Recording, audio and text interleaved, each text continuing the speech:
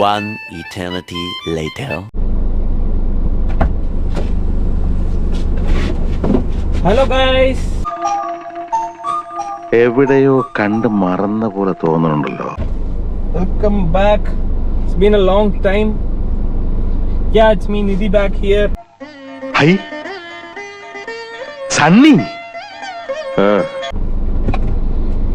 അപ്പൊ എങ്ങനെ? അമ്പട കേമാ സണ്ണി കുട്ട.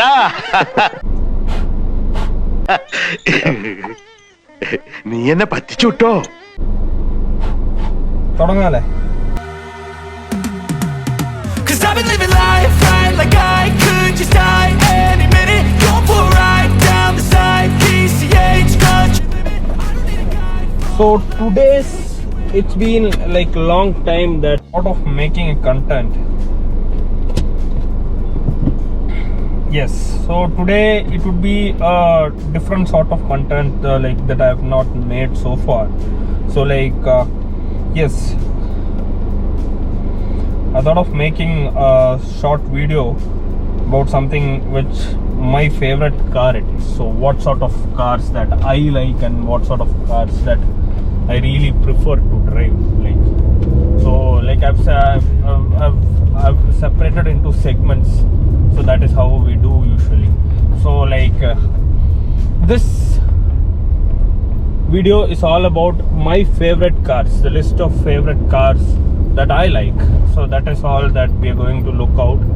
So yes, so welcome back to Nidhi's Garage. So if you're new to my channel, do share, do like and subscribe, and don't forget to click that bell button as well. And welcome back. Welcome to Nidhi's Garage.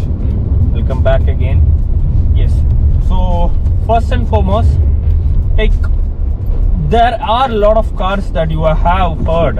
Yes, right. So you might have heard for a hatchback, you might have heard a sedan, you might have heard a compact SUV, SUV, and sports vehicles. A lot of things, right? So a lot of MUV, lot of vehicles you would have heard.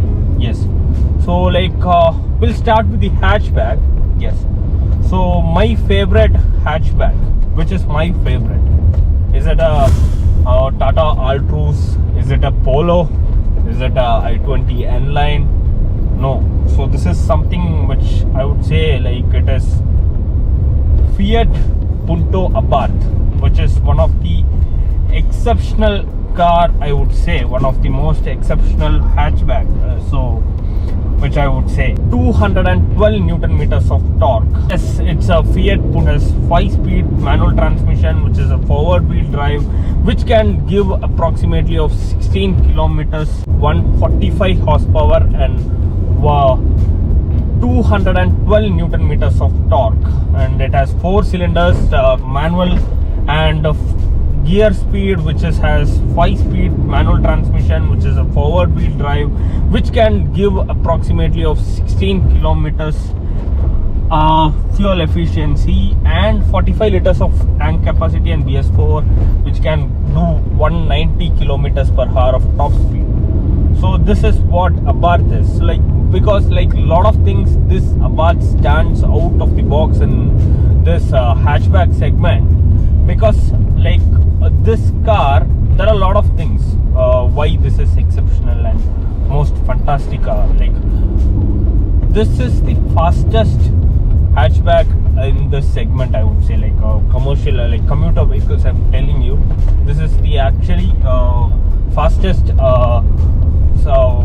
hatchback which was on production. So unfortunately it is not in production right now, but it started in 2015 and they stopped its production by 2019 actually.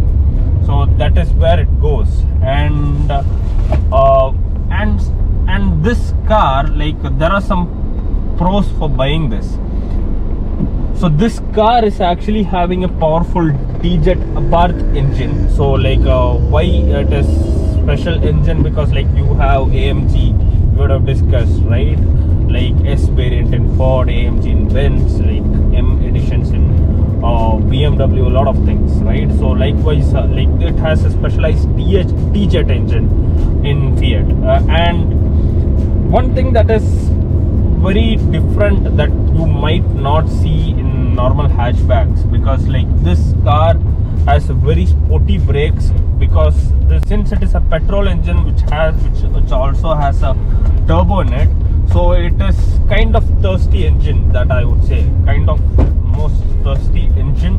And it also has like it understeers a lot, so that heavy, the other side the steering is heavy in the part, like clutch is a bit heavier, lot of things, but still this is my favorite hatchback, I would say. Like I've taken a test drive long back in 2016 or 17, yes, I'm sure, like one fine evening after college, like I went for a test drive for this car. So that was the first time the Abarth came into picture, like yes. So like I would rate this car actually like a lot of things. Polo is far better, like it is a different kind of vehicle, but still this can always stand. If Polo and Abarth, then I would definitely choose Abarth. So that is how it is. And yes, so like I would rate nearly 8 out of 10 for this car. Like Abarth owners, do comment, and if you would like me to review that car and bring in our channel, do comment. And now let us see like which is my favorite in the sedan. So like in the sedan segment, like this car is actually like one of these like bit expensive.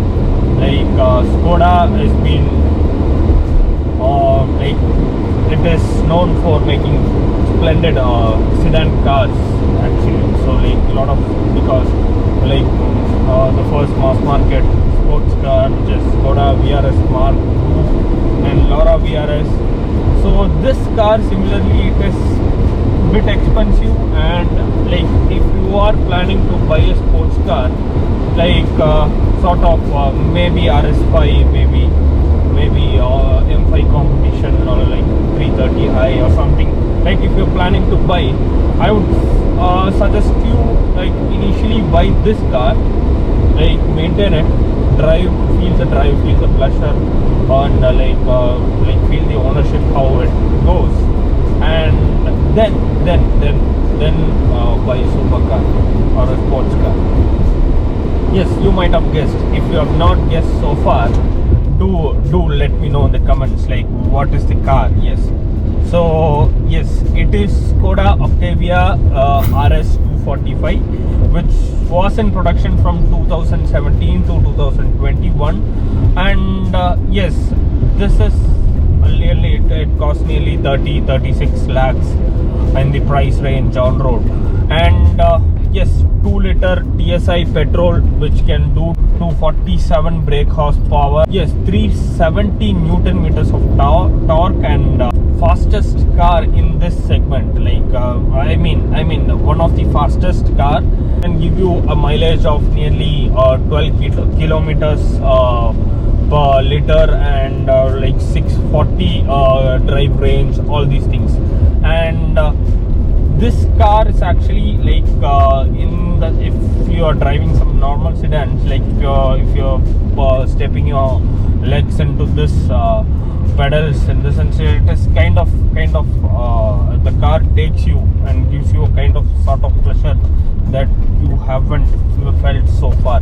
So that is how the kind of car it is. And things in this car is actually like they have provided electric steering, and this 2-liter TSI,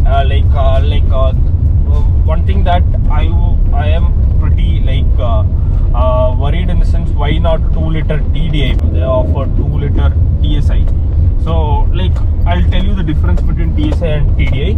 It is turbo diesel injection and turbo stratified injection. Turbo stratified injection mostly you will see in the petrol, Polo TSI, 1.8 liter Laura TSI, all these things. TDI is actually turbo diesel injection. So that is what it is. And my like the one thing that I worry is like why they didn't offer a diesel engine for this car.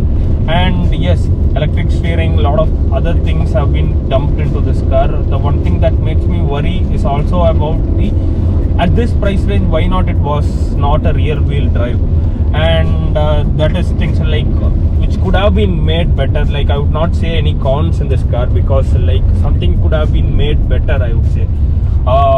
And the CBU unit, which is complete build unit, so CBU is more expensive. The other part, high maintenance, high spare parts cost and all, it's too much of expensive inside.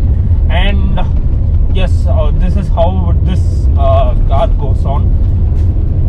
And if there is any RS fans, do comment, do let me know, like that is your why the reason why it is your favorite, and why would you like, why you choose, like why you went for it, and lot of things to comment.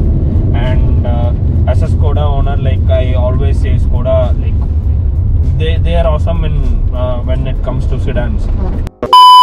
Before going to third segment, there is also another car which is not in production right now, but like but still like which has a sort of car which is all-time favorite of mine, because like some car that does a lot of roles, like you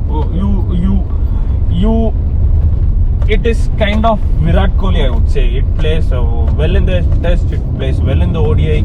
So that is how this car is actually. So like if you are driving a sort of car which is which does not have any power, which does good in terms of fuel efficiency, all these things, and you would like to have some bad days in your life, so bad nightmares regarding the check engine light, in the sense like then definitely you can offer this car, like opt in this car. So which is, yes, Volkswagen Jetta, which is, I would preferably say 2014 to 2016 model is actually the best one. So 2-liter TDI, which is actually 2-liter TDI, and this car is actually, it does all, I would say, like it does all. So this is actually 2-liter, and this 3-cylinder, and it does 176 horsepower and 245 Newton meters, somewhere around. And the other thing is, it is a family car. It is always a family car, but it can be a sports car after 5000 rpm, that I would say. After 5000 rpm it raves, it craves for the rave, and like it drives smooth, and there is no sort of worriness that you want to keep it in productive prescriptive side, like you don't want to preventive measures, you don't want to take for this it is for this transmission mechatronic issues. It has a heart of DQ250, I would say, which is named for its reliability. So that is the car, I would say. And so all time, I would say this is the best one. So this car is actually, if you are looking for one, you can source it around 7 to 9 lakhs in the used car market. Like if you're finding a good one, then it's yours. That is all I have to say.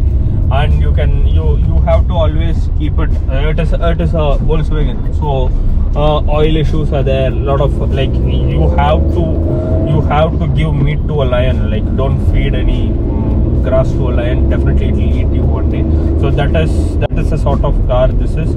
So like if you're planning to buy some cars in the range of 10 lakhs and you're ready to invest next 1 or 2 in a, like, rather than buying a new car which doesn't have any huge amount of power, this car would be a right one. You can find it a right one. Like, some cars is actually, you can source it around and down south of Kerala, so you can find it around in 5.5 lakhs.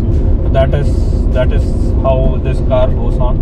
And the second one, I would say, is so these are the two sedan segments that I recently, like, I figured it out. This is my favorite. The third segment is compact SUVs. So compact SUVs, you have a lot of compact SUVs which is actually doing good in the market, and like a lot of which would be my favorite. Do comment which would be my favorite. So you would have seen a lot of videos in our channel, which is you have Hyundai Venue, which I reviewed. You have Ford EcoSport, which I have reviewed, which was the latest model, and I was the one like which we reviewed it. And before Ford exited from country, we actually got a review for that car, Ford EcoSport, which is actually a good car in this segment. Kia Sonet is there. There is Vitara, Brisa. There is a lot of cars that is there in the segment, but there is a car which I was like it made me wonder, like, wow, why, what a sort of engineering that they have made into this sort of machine. So yes, which is actually Mahindra XUV300 Turbo Sport. So that is a kind of car which is only 1.2 liter 3-cylinder, which does 176 horsepower, and it actually does 230 Newton meters of torque in this, because this car, reason why it stands out of the box, because, and it is always my favorite, because this, in your childhood you have always played a game. You would have always played a car games, you would have always played a racing games, you would have done that. So you would have seen a sort of button, boost button or nitrous button or something, like you can say. This feature is actually in this car.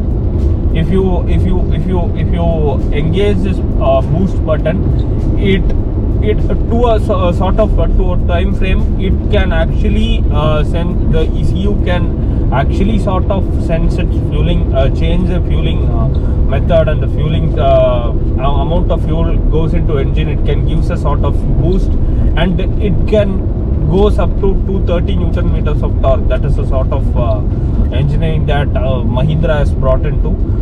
If you are planning to buy a Mahindra XUV300, definitely it is always a good option, I would say.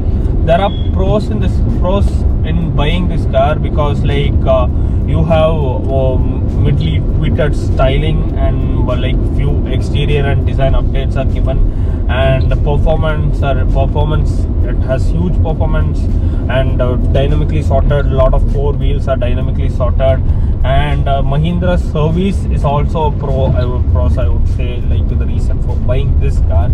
And cons, I would say,